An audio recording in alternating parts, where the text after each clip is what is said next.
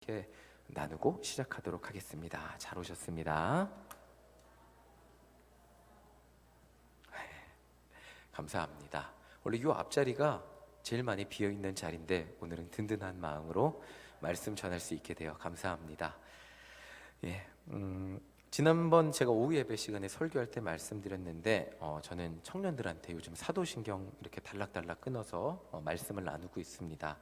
청년들이 예배에 참석해서 이렇게 1부 예배, 2부 예배 참석해서 사도신경을 외워요. 전능하사 천지를 만드신, 이제 교회를 다니면 외우죠, 그렇죠? 외우는데 눈 감고도 외우죠. 생각 안 하고도 외우고 그냥 외웁니다. 그리고 그 한 1분 30초 정도 되나요? 그 시간이 그냥 끝나요. 그냥 전능하사 천지를 기계적으로 외우게 되는 경우들이 많이 있죠. 자신들이 읽고 있으면서 고백하면서도 우리가 사도신경으로 신앙을 고백하겠습니다 라고 하면서도 그냥 예배의 한 순서로 읽고 지나가는 것, 그냥 왜 이거를 고백해야 되는지, 우리가 고백하고 있는 문장에는 무슨 뜻이 있는지 생각하지 않고 그냥 해야 되니까 이렇게 읽는 모습을 보면서 이게 우리의 표준 신앙이다. 이 표준 신앙이 왜 중요하냐면 상황에 따라, 느낌에 따라 이게 신앙의 해석이 달라질 수 있기 때문에 그렇습니다.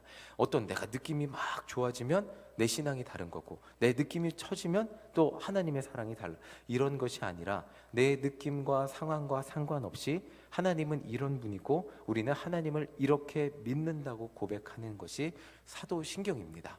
그리고 이 모인 모든 성도들이 동일한 신앙, 동일한 고백을 하고 있는 것, 정통이죠. 우리는 이단이 아니고 정통 신앙 교리를 고백하는 것이 사도신경이기 때문에 이 청년들이 특히 이 대학교에 이단이 많다 그러니까 그런 거에 흔들리면 안 되잖아요.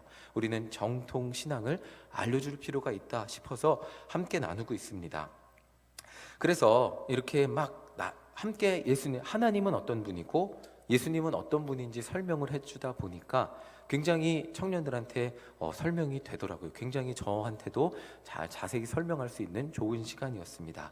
하나님은 여러분들을 만드신 분입니다. 그리고 전능하신 하나님이잖아요. 이 전능의 범위에는 불가능이 없는 거잖아요. 전능이라는 단어 자체에 하나님은 이거는 안 되겠지, 이것도 하나님은 힘들어 라는 것 자체가 포함이 될 수 없는 거잖아요.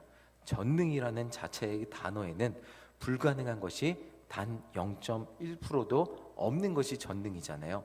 그 말 하나하나를 풀어가면서 설명을 하는데 우리가 믿는 믿음의 대상이 이런 분이라는 것을 나눌 수 있었습니다. 그런데 설교를 준비하면서 한 가지 막히는 부분이 생겼어요. 이 부분인데, 예수님이 동정녀 마리아에게서 태어나셔서 이 땅에 인간의 몸을 입고 오셨다는 부분이었습니다. 그러니까 처녀가 어떻게 임신해요? 라고 하는 이 부분보다 더 막힌 부분이 있었다면 우리의 생각과 개념 때문에 좀 어려운 부분이 있었어요. 좀 설명을 드리면, 우리는 하나님을 믿어요. 그리고 예수님을 믿어요.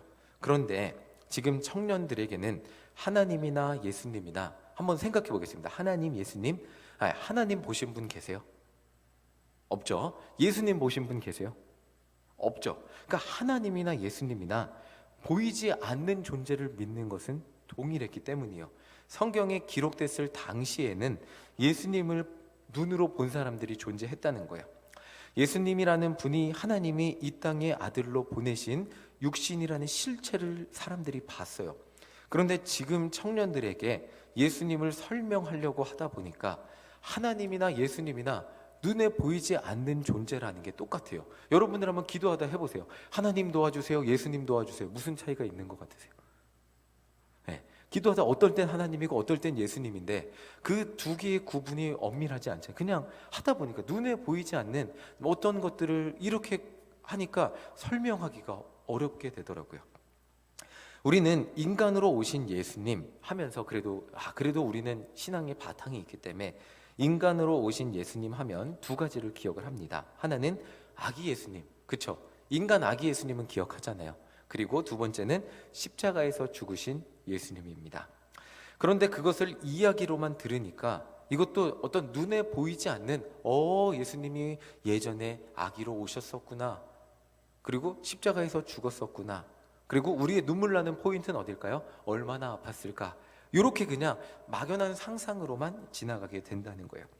사실 설명을 하려고 하다 보니까 육신으로 오신 예수님에 대한 강조나 이해가 없이도 여러분들, 예수님이라는 분이 여러분들 대신해서 죽어주셨어요. 믿기만 하면 구원받으십니다.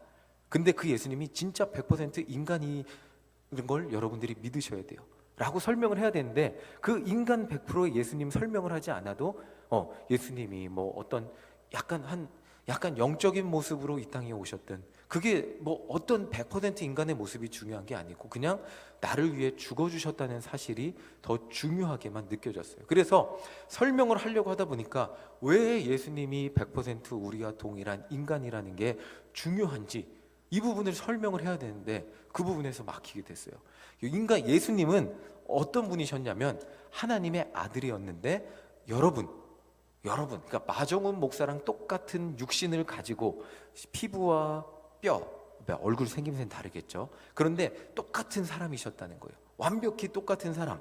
그 사람의 어떤 특징을 정확히 똑같이 가지고 계셨던 분이 예수 그리스도라는 거예요. 우리는 근데 이 생각을 특별히 하지는 않죠. 그냥 아기 예수님 이 땅에 오셨다가 십자가에서 죽으셨다고만 그렇게 생각하게 됩니다.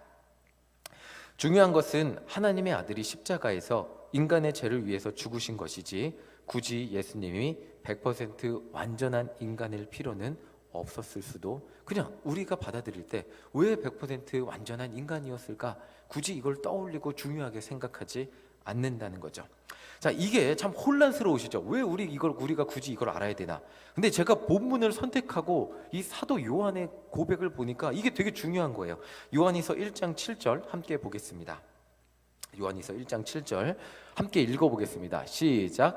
미혹하는 자가 세상에 많이 나왔나니 이는 예수 그리스도께서 육체로 오심을 부인하는 자라. 이런 자가 미혹하는 자요 적 그리스도니. 자, 지금 사도 요한이 뭐라고 설명하냐면 미혹하는 자인데, 말씀 한 번만 더 보여주세요. 말씀 한 번 더 보여주시면, 미혹하는 자가 세상에 많이 나왔대요. 근데 어떤 미혹이냐면 뭐 이만희가 예수 그리스도라 이게 아니고 예수님이 육체로 오심을 부인하는 사람이래요.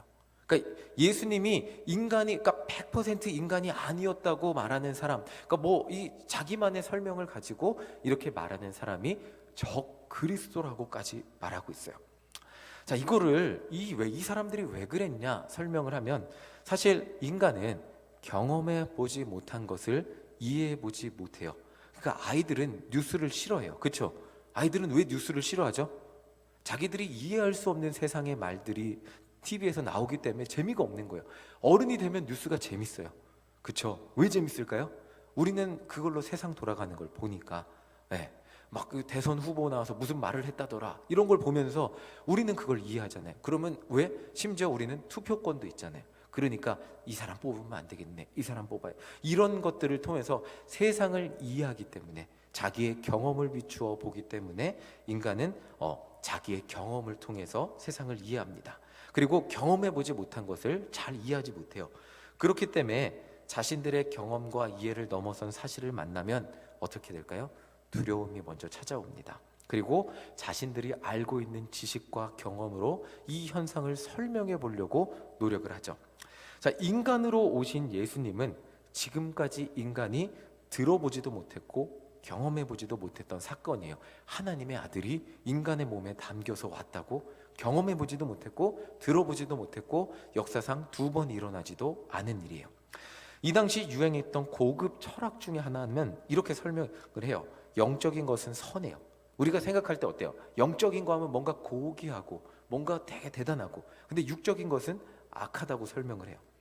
이게 그 당시 고급 철학이었어요.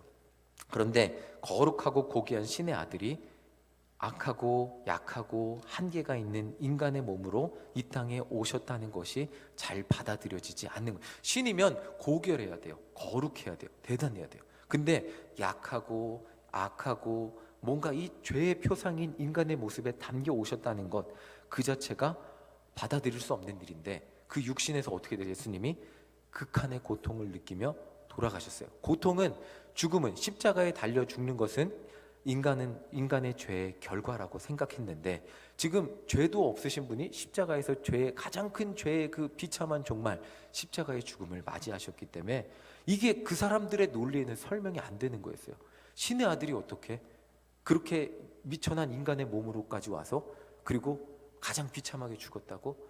이게 신의 아들이야? 받아들일 수 없었던, 이건 논리적 모순인 거예요. 이 당시 이 사람들에게는.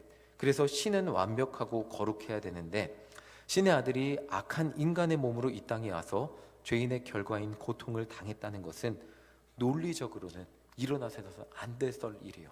그래서 설명을 하는 거예요. 예수님은 영적인 분이셨고, 영적인 분이 이 땅에 예수님이 육신같이 나타난 거예요. 육신같이 나타나긴 했는데 결코 진짜 인간이랑 똑같은 몸을 입고 오진 않았다. 그리고 인간이랑 똑같이 고통당하진 않았다. 그래서 예수님은 죄가 없으신 분이다. 그리고 신의 성품을 유지하셨다. 이렇게 설명을 한 거예요. 그러니까 어때요? 듣는 사람들은 솔깃하죠. 그럼 그렇지 어떻게 하나님의 아들이 가장 비참하게 죽어? 이렇게 된 거예요. 자, 지금 이 설명을 들으시는 여러분들조차도 어떻게 들으십니까? 근데 저는 한편 이 부분을 설명하면서 이게 그렇게 중요한가? 라는 생각을 했어요.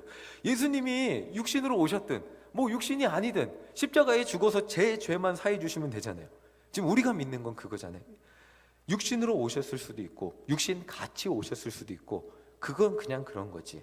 십자가에서 우리의 모든 죄를 사하시면 되지. 뭐하러 이렇게 복잡하게까지 설명하나. 뭔가 이 이론을 위한 이론같이 느껴지실 수 있어요. 저도 사도신경을 설명하려고 하다 보니까 이 부분에서 이렇게 멈추게 된 거예요. 딱 멈추게 되더라고요. 이게 왜 우리한테 중요하지? 청년들한테 왜 중요하지? 근데 방금 전 우리가 함께 읽은 요한이서 1장 7절 다시 한번 볼게요. 사도 요한이 이렇게 말하고 있어요. 자, 예수 그리스도께서 육체로 오심을 부인하는 자가 미혹하는 자래요. 그리고 뭐라고요? 적 그리스도래요. 이렇게까지 얘기합니다. 아니 이거 우리의 그를 구원하신 것만 믿으면 되는데 그게 아니고 적 그리스도래요. 이단 중에 이단이래요. 왜 이렇게까지 심각하게 말할까? 이때부터 굉장히 많은 고민이 시작이 됐습니다.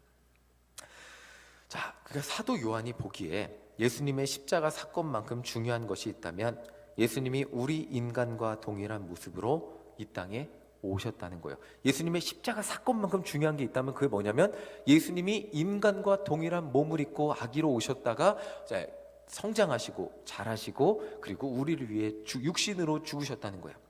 자, 여기서 핵심은 하나님의 아들 예수 그리스도가 우리와 완전히 동일한 몸을 입고 이 땅에 오셨다는 거예요. 우리라고 하니까 정확히 와닿지 않으실 수도 있으니까 한번 여러분 한번 손 만져보세요. 여러분 손 만져보세요. 여러분 손, 내 손과 똑같은 피부를 스킨을 가지고 있었어요. 피부를. 예수님 하면 우리는 뭔가 신적 존재만 생각하는데 예수님 똑같은 이 손금도 있으셨고, 똑같은 예수님 제 여드름이 많은데 예수님이 여드름이 많으셨던지는 잘 모르겠어요. 어쨌든 똑같은 사람이었다는 거예요. 사도 요한은 예수님이 우리와 동일하게 완벽한 인간이었다는 사실이 그렇게까지 중요하다고 말해주고 있어요. 자, 그 이유를 한번 살펴볼게요. 마가복음 1장 41절 우리가 함께 읽어보겠습니다. 마가복음 1장 41절 함께 읽어보겠습니다. 함께 읽겠습니다. 시작. 예수께서 불쌍히 여기사 손을 내밀어 그에게 대시며 이르시되 내가 원하노니 깨끗함을 받으라 하시니. 자, 보시면 한 나병 환자가 예수님께 나와왔습니다. 그리고 우리는 이 예수님의 반응을 살펴볼 때, 그 말씀 다시 한번 보여주세요. 이 말씀. 자, 예수님께서 빨간색. 지금 인간의 감정을 말하고 있어요. 예수님이 나병 환자를 보고 어떻게 말씀하세요? 어떻게 여기셨어요? 불쌍히 여기신 거예요. 예수님께서 불쌍히 이게 핵심이에요. 예수님이 이 땅에 오시기 전에 유대인들이 믿던 하나님의 이미지하고는 좀 상반된 이미지예요. 창세기 17장 3절 함께 읽어보겠습니다. 시작. 아브라함이 엎드렸더니 하나님이 또 그에게 말씀하여 이르시되. 자, 구약에서 하나님을 만나는 대부분의 장면은 어떨까요? 엎드림이에요. 하나님을 바라보지 못함이고, 모세가 하나님 만났을 때는 지금 내가 있는 곳은 거룩한 곳이니 뭐를 벗으라 그러죠? 신을 벗어야 돼. 하나님을 만나는 것은 굉장히 어려운 일이고 거룩한 행동이고 구별될 행동이고, 어떤 인간이 감히 인간성을 가지고 인간의 연약함을 가지고 나아갈 수 없는, 범접할 수 없는 존재가 하나님이에요. 그래서 어떻게 다가갈까요? 엎드림이라는 행동으로 하나님 앞에 인간이 다가가는 거예요. 자, 우리가 영화나 사극 같은 걸 보면 왕 앞에서도 우리가 어떻게 하죠? 엎드리죠. 고개를 들지, 조아리죠. 그것과 같이 하나님이라는 존재는 감히 연약한 인간이 쳐다볼 수 없는 존재라는 거예요. 자, 그런데 인간의 입장에서는 그렇게 구약에서는 그랬는데, 지금 보시면, 그리고 이게 보시면, 맞다, 여기 보시면 하나를 더 설명을 해드리면, 한 번 더 보여주세요. 그 말씀. 지금 보면 여기에는 하나가 예수님이 아까 인간에게 느꼈던 하나가 생략이 돼 있어요. 뭘까요? 인간의 감정을 공감해 주시는 하나님으로는 잘 묘사가 되지 않았어요. 그래서 구약 성경에서는 감히 내 어떤 감정을 표현하기보다는 하나님의 위대하심 앞에서 인간적인 어떤 감정이나 인간적인 어떤 모습은 그냥 다 싹 다 그냥 무릎 꿇고 수그리고 조아리는 그런 모습이 된 거예요. 그런데 하나님의 아들이 이 땅에 오셨는데, 하나님과 동일하신 분이 이 땅에 오셨는데, 이 병자를 보시며, 나병 환자는 죄인이에요. 네, 부정한 사람이에요. 여러분들 바이블 하이킹 하면서 나병 환자에 대한 규율, 그거 굉장히 길었잖아요, 그 장이. 그거 보시면 아시겠지만 부정한 사람이에요. 죄인이에요. 그 죄인이 하나님 앞에 감히 나갈 수 없는데, 부정한 사람인데, 지금 마가복음 1장 41절 다시 보겠습니다. 그 죄인이 하나님의 아들, 하나님께 얼굴을 조아리는데 예수님이 어떻게 하실까요? 하나님 앞에 나왔는데 불쌍히 여기시고 계세요. 지금 완전히 달라진 거예요, 지금. 그러니까 그 전에는 하나님의 위대하심 앞에서 어떤 고개를 들 수 없는 그런 인간의 연약함, 하나님 앞에서 어떤 고개를 들 수 없는 그런 존재였다면, 지금은 하나님의 아들이 이 땅에 오셔서 인간을 불쌍히 여기고 계시는, 인간이 고개 숙이고 이렇게 감히 어떻게 하나님을 배웁나이까 이러지 않아도 예수님 앞에 그냥 나아갈 수 있는 그런 모습이 되었다는 거죠. 인간의 사정을 이해하시고 인간의 마음을 이해해 주시고 위로해 주시고 안아주시고 인간의 눈물을 닦아주시는 분으로 하나님이 나타나셨다는 거예요. 이게 구약과 신약, 예수님이 오신 다음에 엄청난 변화예요. 인간이 다가가기에도 하나님은 저 멀리 있어서 감히 하나님이 오시기 전에 내가 갈 수 없는 분이셨다면, 그런데 그 대단한 하나님의 아들이 이 땅에 오셔서 여러분들의 상황과 사정을 알아주시고 만져주시고 이해해주시고 공감해주셨다는 거예요. 자, 그 다음 그림 한번 보여주세요. 하나님 오시기 전이 이 이슬람교잖아요. 예수님 오시기 전이 이런 그림이었다고 이해하시면 좋아요. 위대하신 알라 앞에 우리는 고개를 조아립니다. 인간의 사정과 환경이 먼저가 되는 게 아니고 하나님의 위대하심 앞에 인간은 모두 고개를 엎드려서 아무 말도 하지 못하고 그 위대하심에 고개를 들지 못하는, 그게 하나님 존전에서 해야 될 행동이었다면, 이제 예수님 오신 다음 그 다음 그림 보여주세요. 이걸로 바뀌었다. 이 엄청난 차이, 그림 말로만 들으실 때는 이해가 잘 안 되셨지만 그림으로 보시면 어떠세요? 이해가 확 되지 않으세요? 지금 저 예수님의 표정을 한번 보시기 바랍니다. 나는 너의 모든 인생의 아픔과 눈물과 고통을 이해하고 있다라는 것이 느껴지지 않으십니까? 이것이 예수님의, 하나님의 아들이 이 땅에 육신의 옷을 입고 오신 다음에 인간에게 일어난 변화예요. 인간의 신앙에 있어서 놀라운 변화가 일어났다는 거죠.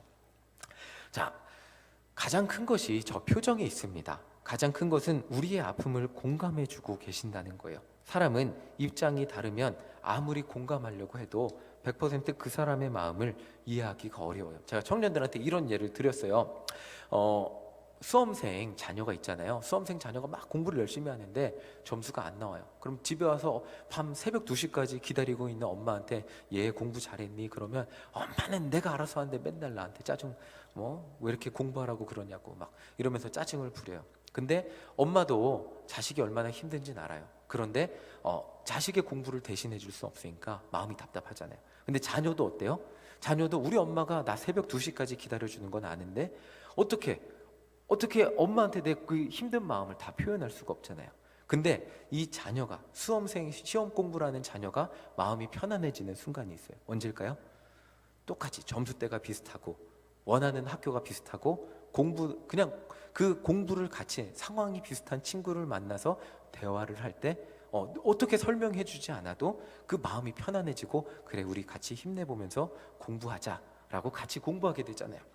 자, 한 목사님이 이런 간증을 했어요. 목회를 하면서 수술을 받는 성도들을 위해서 많이 기도해 주었는데 자신이 수술을 받는 입장이 되어 보니까 자신이 생각하고 기도해 주었던 것보다 훨씬 그 수술장에 있을 때 마음이 힘들더라.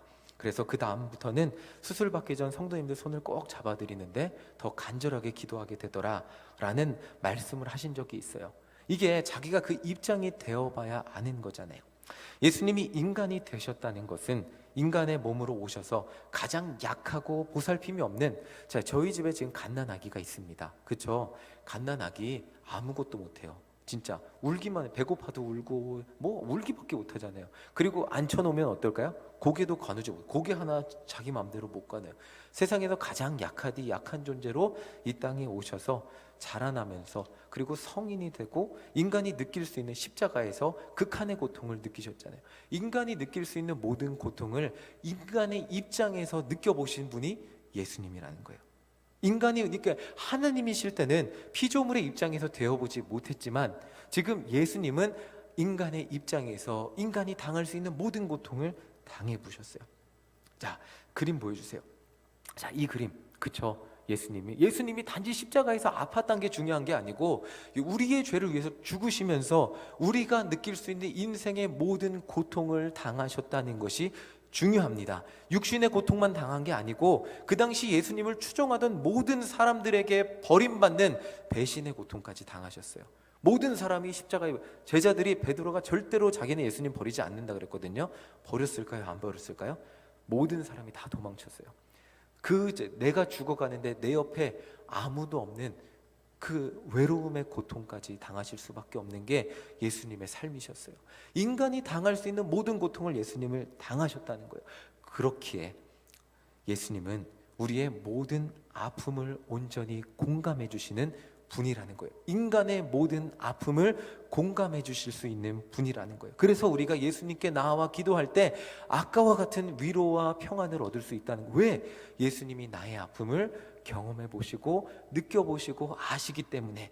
자, 이것이 예수님이 우리를 불쌍하게 여기시기 때문에, 이것이 인간으로 오신 예수님이 중요한 이유입니다. 자, 여기에 또 한 가지 예수님이 인간으로 오신 이유가 중요한 이유가 있습니다. 사실 방금 전 제가 말씀드린 것보다 이것이 핵심이라고 할 수 있습니다. 뭐냐면 예수님도 인간이랑 똑같이 죽으셨기 때문이에요. 예수님 똑같이 이것도 사람들이 막 설명하려고 그래요. 가짜로 죽었다, 가사 상태에 있었다. 뭐 그 무덤 보면 옛날에 관에 이렇게 입관하면 누가 이렇게 문 딱딱딱 두드려 갖고 다시 호흡이 돌아와서 나온 사람들, 뭐 부활했다, 이렇게 설명하려는 사람들도 있는데 예수님은 100% 완벽히 죽으셨습니다. 이게 인간으로 오신 예수님의 핵심이에요. 자, 고린도전서 15장 4절 함께 읽어보겠습니다. 함께 읽겠습니다. 시작. 장사 지낸 바 되셨다가 성경대로 사흘 만에 다시 살아나사. 완전히 죽으셨다는 얘기예요. 예수님도 인간과 똑같이 인간의 모든 결말인 죽음을 맞이하셨어요. 이 세상 그 누구 죽음을 피할 수 있는 분이 있을까요? 없을까요? 저는 안 죽고 싶습니다. 여러분들, 저는 안 죽고 싶어요. 근데 벌써 40년을 살았어요. 40년 많이 살아야 이제 60년 더 살고 60년 더 살 수 있겠죠?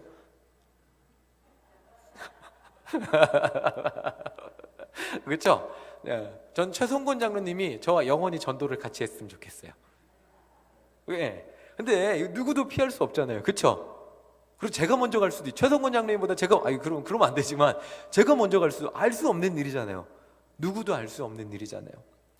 이 세상 누구도 죽음을 피할 수가 없어요. 피하고 싶은데, 영원히 살고 싶은데, 그렇죠? 네, 저는 한 증손자 말고 고조 할아버지가 될 때까지 살고 싶은데 피할 수가 없어요. 죄인인 인간의 결론은 뭘까요? 죽음이, 죄의 삭은 사망일 수밖에 없잖아요. 아무리 열심히 살아도 인간은 죽을 수밖에 없어요. 맛있는 거 먹어도, 녹용 먹어도, 홍삼 먹어도, 뭐 먹어도 결국엔 끝이 있어요. 자, 그 다음 그림 보여주세요. 인간의 일생인데 저는 이제 세 번째 그림에 있는 것 같아요. 세 번째 그림에 있는데 네 번째 그림으로 가시는 분들도 계실 거고, 다섯 번째 그림, 저 때가 참 많이 마음이 힘들고 어렵다 그러시잖아요. 그리고 결국에 저 마지막 그림, 네, 마지막 그림까지 갈 수밖에 없는 게 인간의 삶이잖아요. 이 그림을 보면 인간의 일생이 함축적으로 그려져 있어요. 우리는 어느 단계에 있던 간에 결국 누구나 이 마지막 순간을 피할 수 없어요. 이것이 죄인의 운명이에요. 그냥 죄인인 인간의 운명이에요. 이거는 누구도 부인할 수 없잖아요. 예수님이 100% 인간으로 오셨다는 것은 예수님도 인간의 이 운명을 피하지 못하셨다는 것을 의미해요. 그런데 모든 인간의 종착역이라고 하는 그 길에서 새로운 길을 보여주신 분이 예수님이라는 거예요. 자, 지금까지 그 어떤 인류도 죽음이라는 그 종착역에서 새로운 다른 길을 찾을 수 없었는데 예수님은 새로운 길을 보여주셨어요. 로마서 6장 9절입니다. 함께 읽어보겠습니다. 시작. 이는 그리스도께서 죽은 자 가운데서 살아나셨음에 다시 죽지 아니하시고 사망이 다시 그를 주장하지 못할 줄을 알미로다. 세상 사람들은 죽음이 세상이 끝난 줄 알아요. 죽음은 끝나는 줄 알았어요. 죽음은 끝 같잖아요. 죽음은 끝 같잖아요. 그런데 인간의 눈에, 인간이 눈으로 볼 수 있도록 죽음이 끝이 아닌 것을 보여주신 분이 이 땅에 오셨어요. 그분이 누구예요? 예수님이에요. 십자가에 죽었어요. 십자가에서 완전히 생명을 잃으셨어요. 그리고 무덤에 장사되셨어요. 그런데 3일 후에 부활하셨어요. 이것이 인간이 새롭게 갈 길을 보여주신 거예요. 그래서 예수님은 요한복음에서 이렇게 말씀하세요. 나는 길이요 진리요 생명이니 예수님을 따라서 그 길 따라가면 결국엔 진리를 따라가면 새로운 생명의 길로 나가게 된다는 거예요. 그게 모든 인간은 죽음으로 향해 태어나면서부터 죽어가잖아요. 나쁘게 말하면 태어나는 그 순간부터 인간은 죽어가는 거예요. 수명이 줄고 있는 거예요. 만약에 90살이 예정되어 있다면 지금 저희 아들이 31일 살았으니까 89살 하고 11개월 남았겠죠. 산게 일생이 그 죽어가는 점점 시한폭탄처럼 일생이 줄어가고 있는 게 인상이라면, 그런데 예수님은 그게 끝이 아님을 보여주셨어요. 죽음이 끝이 아니라는 것을 인간의 눈에 부활이라는 사건으로 보여주신 거예요. 그리고 우리가 그 예수님을 믿기만 하면 우리도 끝이 아니라는 것을, 새로운 곳으로 넘어가게 된다는 것을 보여주신 것이 예수님의 부활이라는 거예요. 자, 고린도전서 5장 15장 20절 21절 함께 읽어보겠습니다. 시작. 사망이 한 사람으로 말미암았으니 죽은 자의 부활도 한 사람으로 말미암는도다. 아담 안에서 모든 사람이 죽은 것 같이 그리스도 안에서 모든 사람이 삶을 얻으리라. 자, 보세요. 죽은 자의 부활도, 사망이 한 사람으로 말미암아 이 땅에 들어왔대요. 죄를 지은 인류의 조상 때문에. 그런데 죽은 자의 부활, 예수님이 부활하심을 보여주심으로 예수님이 살아있는, 예수님이 사신 그 모습대로 우리가 그것을 믿으며 살면 우리의 삶은 더 이상 죽음이 끝이 아니에요. 그 길에, 인간은 누구나 그 길의 끝이 죽음이 있지만 예수님 따라 살면 우리의 길의 끝에는 죽음이 아니고 영생이 있다는 거예요. 이것이 예수님이 인간으로 오신 모습의 핵심이라는 거예요. 100% 인간이셨어야 하는 이유가 뭐냐면 예수님도 인간으로 사셨는데 죽지 않으셨기 때문이에요.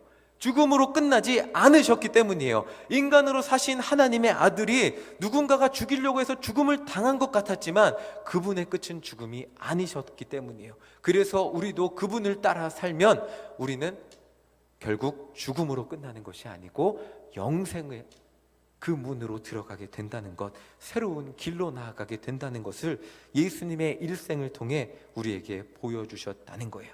그렇기에 사도 요한이 예수님이 인간이 아니셨다는 말을 하는 사람들을 적 그리스도라고 말하고 있는 거예요. 예수님의 사역, 인간에게 새로운 생명, 영생을 주는 사역을 부인하는 것이기 때문에, 그렇기 때문에 적 그리스도라고까지 말하고 있는 것입니다.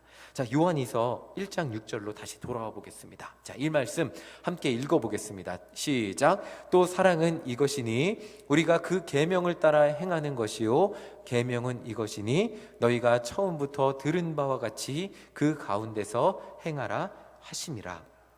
계명은 이것입니다. 우리의 모든 고통을 아시는 분이 그거 사실은 이거예요. 하나님의 아들이 연약하디 연약한 인간의 모습을 입고 오신 거예요. 그리고 인간의 모습을 입고 살아가시고 십자가에서 인간이 느끼는 가장 큰 고통을 느끼고 죽으신 거예요. 이 가운데 핵심이 뭘까요? 왜 예수님이 이 행동을 하셨을까요? 왜 하셨을까? 이게 핵심입니다. 왜 하셨을까요? 자, 한번 내 가슴에, 우리의 가슴에 손을 얹어볼까요? 자, 여러분들 가슴에 누구를 사랑하셨기 때문에? 네, 나를 사랑하셨기 때문에 나와 똑같은 피부와 나와 똑같은 골격을 가지고 이 땅에 오셔서 나를 구원하시기 위해 나에게 죽지 않고 죽음을 벗어날 수 있는 새로운 길을 보여주신 거예요. 그것이 우리를 사랑하셨기 때문에, 그리고 우리를 사랑하셔서 이 땅에 오셨기 때문에 병든 사람이 주님 앞에 나왔을 때 불쌍하게 보셨던 것이죠. 자, 바로 이것이 사랑의 길이고 예수님이 걸어가신 사랑의 길입니다. 자, 목사님이 계속해서 청지기로서 말씀을 하시는데 그 청지기 말에 가장 핵심이 있는 것 같아요. 저는 일신교회를 위해 일하는 것이 즐겁습니다. 왜 즐거울까요? 그 안에 이렇게 말하면 또 너무 저를 미워하는 것 같지만 저는 제가 하는 일에 대한 즐거움과 기쁨이 있어요. 그리고 저 미국에서 아이스크림집 일해봤다 그랬잖아요. 아이스크림집 일할 때는 매일매일 돈 버는 게 재미있지 않았어요. 돈은 벌어도, 돈이 늘어나도, 월급이 올라도 재미있지 않았어요. 일하는 게 하나님 빨리 저 목회만 하게 해주세요 라고 기도했어요. 그런데 여기 와서 일을 하니까 일하는 것이 즐겁고 또 이곳을 정말 사랑하며 섬기게 됩니다. 그리고 한 명 한 명 전도하신 분들 있잖아요. 그분들이 교회를 떠나는 것을 가끔 예배 잘 안 나오고 열심히 안 드리는 모습을 보면 그렇게 안타까울 수가 없어요. 그리고 성도님들과 관계를 맺으면 맺을수록 정말 진짜 이제는 한 5년 정도 되니까 돌아가시는 분들이 돌아가시지 않았으면 좋겠어요. 장례식장에서 눈물이 나서 어떻게 견디지는 못하겠어요. 제가 원래 감성적인 사람이에요. 눈물이 많은데 이제는 정들고 보니까 눈물이 나요. 너무 장례식이 너무 힘들어요. 저한테는. 그런 이 교회를 섬기고 교회 목회를 하는 이유, 여러분들과 함께 지내는 이유 중에 가장 큰 핵심은 먹고 살기 위함이 아니잖아요. 여러분들을 사랑하고, 청년들도 마찬가지겠죠. 청년들을 맡고 보니까 처음에는 어떻게 해야 되나 기도를 했는데 그 한 명 한 명 아이들의 마음이 눈에 들어오니까 기도하게 되더라고요. 이 아이들 정말 행복하게 살게 해주세요. 대학 때문에 힘들어하고 뭐 때문에 힘들어하고 자존감도 없고, 그럼 이 아이들이 기도하게 되는데, 그러면 대학 잘 가게 해주세요. 왜 대학을 잘 가야 되는데? 취업 잘 되게 해주세요. 취업이 잘 됐는데 취업 잘 되니까 좋지. 그러니까 목사님 전 요즘 이직을 꿈꿔요. 그렇게 얘기를 해요. 그러면 대학 가니까 좋지 그랬더니 목사님 저는 전공과 상관없는 학과를 고를 것 같아요. 이게 지금 청년들의 모습이, 그렇게 기도를 해주다 보니까 결국에는 아이들 행복하게 해주세요. 그리고 기도하게 되는데 아이들 결국 행복한 인생을 살게 해주세요 라고 기도할 수밖에 없더라고요. 어떤 삶을 살아가던 행복하게 사는 게 제 기도 제목이 되더라고요. 이 아이들의 행복을 위해서 기도하게 되는 것, 제 마음에 품어지게 되는 것, 이것이 결국 청지기로 살아가는 것의 핵심은 예수님의 사랑임을 깨닫게 됩니다. 예수님의 사랑이 있으면, 교회를 사랑하면 목사님 말씀대로 한 번이라도 더 와서 교회를 닫게 될 것이고, 속도원들을 사랑하면 속도원들이 교회 안 나오면 한 번이라도 더 전화하게 될 것이고, 정말 사랑하게 되면 자발적으로 하게 될 것입니다. 시키지 말라 그래도 의무감이 아니라 정말 내가 사랑해서 걱정이 돼서 할 수밖에 없게 될 것이라는 거예요. 이것이 예수님이 걸어가신 길이고 예수님의 청지기 삶이셨다는 거예요. 육신으로 오신 예수님이 여러분들을 사랑하셔서 청지기로 살아가시고, 그리고 그 청지기의 삶을 완수하기 위해 마음에 갈등이 없으셨던 건 아니에요. 정말 주여 가능하면 이 잔을 내게서 옮겨달라고 기도했지만 그 갈등의 순간의 선택은 언제나 하나님의 뜻이셨어요. 그렇게 하나님 뜻대로 나아갔을 때 여러분들이 예수님의 사랑 덕분에 구원받게 되고, 그리고 그 길 따라 살게 되면 죽음이라는 종착역에 그것을 뛰어넘어 영생이라는 새로운 길로 나아갈 수 있게 되었다는 거죠. 여러분들도 예수님 따라 간다면, 그 청지기의 삶을 살아간다면 분명히 여러분들 덕분에 한 영혼이 살아나게 될 것입니다. 그 가운데 중요한 것은 그래서 요한이서에서 저 대체 육신으로 오신 예수님과 서로 사랑하는 게 무슨 상관입니까? 주님 막 물어보면서 말씀을 준비하는데 결국 육신으로 오신 예수님의 사랑을 깨달으면 내가 그 사랑 안에 거하면 나도 청지기로 살아가면서 사랑할 수밖에 없다는 결론이 났습니다. 여러분들, 예수님은 여러분들 사랑하셔서 하늘의 모든 권리를 포기하시고 이 땅에 오셨습니다. 그리고 당하지 않아도 되는 고통을 당하시면서 죽으셨습니다. 그리고 여러분들에게 부활하심으로 새로운 길을 열어주셨습니다. 여러분들은 예수님 그 길을 따라가는, 예수님의 길을 따라 살기를 원하시는 여러분들은 어떻게 살기를 원하십니까? 제자들이 예수님의 이 뜻을, 예수님의 이 길을 이해했을 때 제자들은 기꺼이 순교했습니다. 제가 청년들한테 지난주 설교 마지막에 이렇게 얘기했어요. 사자굴에 잡혀 들어가도 초대교회 교인들은 예수를 부인하지 않았다. 왜 그런 것 같냐? 광신도니까. 광신도는 이성을 마비시키고 그냥 한 가지에 꽂혀갖고 그냥 광신이 되면 죽음도 두렵지 않게 되는 것 같냐? 아니다. 죽음 이후에 그 순간, 고통스러운 그 짧은 순간 너머에 영생이 있음을 예수님을 통해 보았기 때문이다 라고 함께 나눴어요. 여러분들, 이 땅에서의 삶은 저 영생을 위한 준비 과정입니다. 이 땅에서의 삶 어떻게 살아가시기를 원하십니까? 하나님의 기쁨이 되는 예수님 따라가는 삶을 살아가시기를 간절히 소망합니다. 거기에 핵심이 뭐라고요? 사랑입니다. 아멘. 자, 우리 옆에 분들에게 주님의 이름으로 사랑합니다 라고 새삼스럽게 한번 고백해 보겠습니다. 아멘. 네. 일신교회를 사랑하는 저와 우리 모두 되시기를 간절히 소망합니다. 네, 그리고 우리 목사님과 저도 사랑하는 우리 성도님들 되시기를 간절히 소망합니다. 그리고 우리 속도원들 너무 세상 끝까지 사랑해 주시는 우리 일신교회 성도님들 되시기를 간절히 소망합니다. 여러분들이 사랑하며 섬길 때 청지기로 살아가게 될 것이고, 그렇게 청지기로 살아갈 때 여러분들의 희생과 헌신을 통해 많은 영혼들이 주님 앞에 돌아오게 될 줄 믿습니다.